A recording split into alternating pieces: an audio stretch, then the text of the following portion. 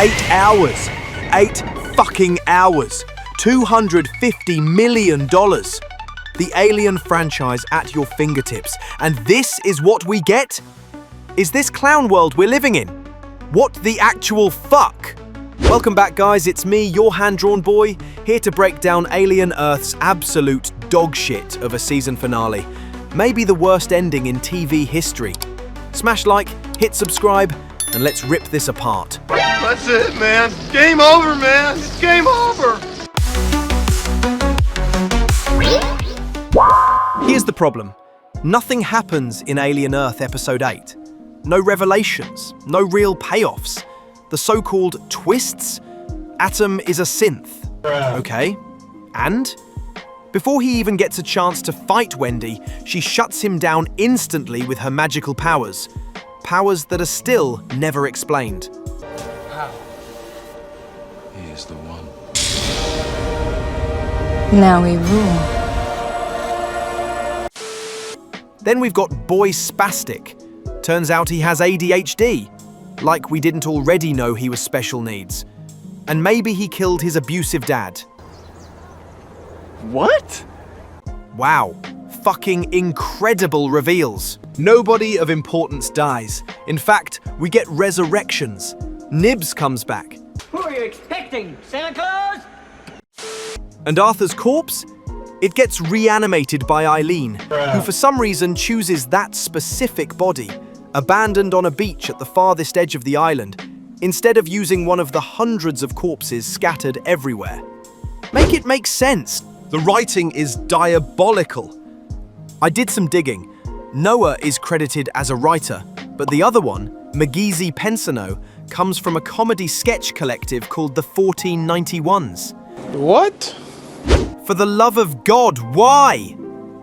Rather than hire someone who actually understands the Alien franchise, they gave the keys to a showrunner who wants to put his twist on it, then paired him with a comedy sketch writer. Imagine handing $250 million to people who don't understand Ridley Scott's Alien legacy at all. And here's the worst part. Rumors of an Alien Earth Season 2. Oh shit, here we go again. But from what I've read, it's spurious, unplanned, and sounds like they're just winging it. Honestly, there should be a test before you're allowed to take on a franchise like this. Do you know the lore? Do you understand its place in the Alien universe? Are you going to honor the legacy? If the answer is no, then fuck off. Forget your social commentary, forget your take. Respect the material, or go create something original. Because what we're seeing here is maximum betrayal. Anything that dismembers, castrates, and ruins a franchise like this is nothing less than evil. And remember, evil cannot create. And I will never understand how this got made. One of the biggest problems I had with this episode? Wendy and her so-called brother. She spent half the season obsessing over him, pining for him, making him her entire focus. Then suddenly, in a scene with Smee, she just shrugs him off with, he chose them. What? Huh? Zero interest in helping him. And then, this is where it gets insane. She actually lectures him about how he's supposed to help people. Meanwhile, she's been running around the island casting kill command with her hunter's pet. The hypocrisy is unreal. She's been mass genociding soldiers and scientists, but it's wrong when anyone else does it? She's furious at him for shooting Nibs, who, by the way, is still alive, yet she straight up murders a security guard in cold blood. Probably just because he's a man, based on how these writers operate. But ultimately, she doesn't say anything about that. And then comes her big finale. She tells Boy Retard he's always been a man. A mean, angry, little man. Shut up, bitch. Shut the fuck up. That's her mic drop moment? Please. At this point, they should have just called her Marcy Sue. But it doesn't stop there. Curly asks, what do we do now? And Wendy, with the gravitas of a child playing evil queen, replies, we rule. What the fuck? By this point, I've facepalmed so many times that if my face wasn't already two-dimensional, it would be flatter than pixels. This might be the dumbest genius character ever written. Supposed to be smart. He's remedial, bruv. He spends the first 15 minutes of this finale doing nothing but talking and having a stare-off with sheep. It's just exposition after fucking exposition. And here's the kicker. Last week he already decided to put the eyeball into someone. So what happens this week? He strings us along for most of the episode, only to finally decide it's going to go into Joe. So basically, Joe gets picked to be the next Mad Eye Moody host. But somehow he escapes by locking himself inside the sheep container, which, for some reason, has a fucking handle on the inside. So what? You're telling me Eileen could have just opened the door from the inside this whole time? I honestly don't see the point of his character. His big contribution? Chatting some waffle to Wendy about how life is complicated.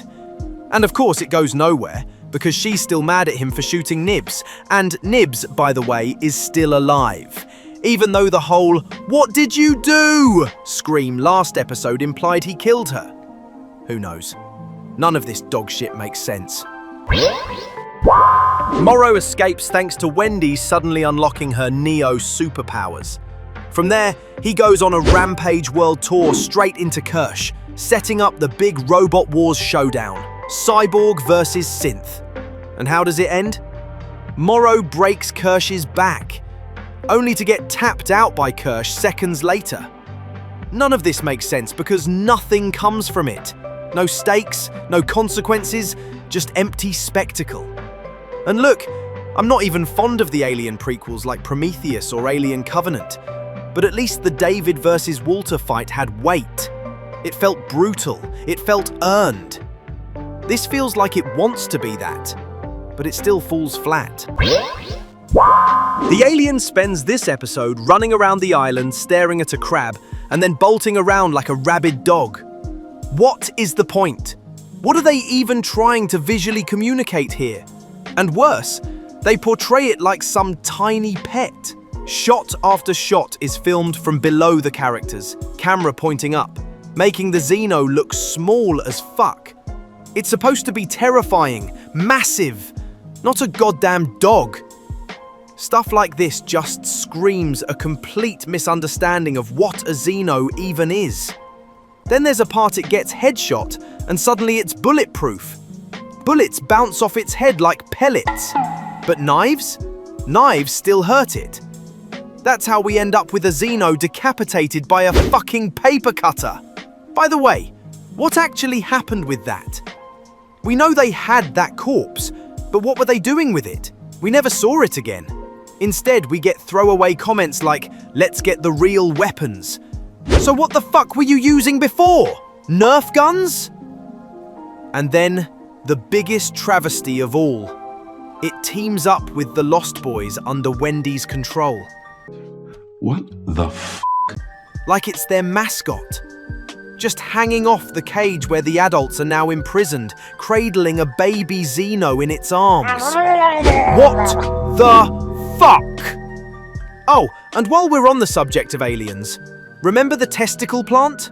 8 episodes of build-up for a 5-second scene where the red-haired soldier gets snatched, while her teammate just stands there screaming like a bitch ass.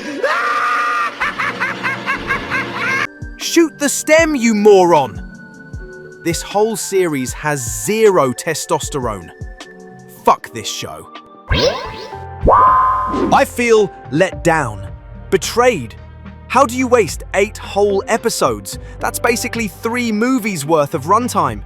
You could have crafted a whole mini trilogy and dropped it as a series. Do you not understand basic structure and storytelling? These are supposed to be professional writers, yet I've seen better concepts in the goddamn comments section. Seriously, drop your ideas below. I guarantee they'll be better than what we just got. And if you want to see what this show could have been, go check out Zafi's videos on the Alien franchise.